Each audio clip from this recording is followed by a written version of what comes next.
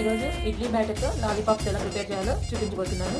First అయితే ఒక pan తీసుకొని అది వేడెక్కిన తర్వాత ఎలా చేయాలో ప్యాన్ అయితే వేడెక్కింది. ఇప్పుడు ఇడ్లీ లాలీపాప్స్ ఎలా ప్రిపేర్ చేయాలో చూపిస్తున్నాను. ఇలా ఐస్ క్రీమ్ స్టిక్స్ అయితే అరేంజ్ చేసుకున్నాను. ఇప్పుడు ఆయిల్ అయితే వేసుకున్నాము. పైన కొంచెం చిల్లీ ఫ్లేక్స్, అలాగే కొంచెం ఆరిగానో అయితే వేసుకున్నాము. ఇది రెండు వైపులు అయితే కాల్చుకోవాలి.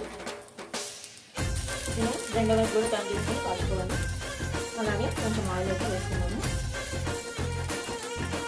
రెండు వైపులా కాల్చుకున్నాం కదా, మన ఇడ్లీ లాలీపాప్స్ అయితే రెడీ అయిపోయినాయి. దీన్ని కూడా సర్వింగ్ ప్లేట్లోకి అయితే తీసుకున్నాం.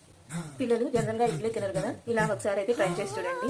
మీకు ఈ రెసిపీ ఎలా అనిపించిందో కామెంట్ చేయండి. మీకు కనుక ఈ రెసిపీ నచ్చినట్లయితే ప్లీజ్ వీడియో లైక్ చేసి షేర్ చేసి నా ఛానల్ అయితే సబ్స్క్రైబ్ చేసుకోవడం మర్చిపోవద్దు.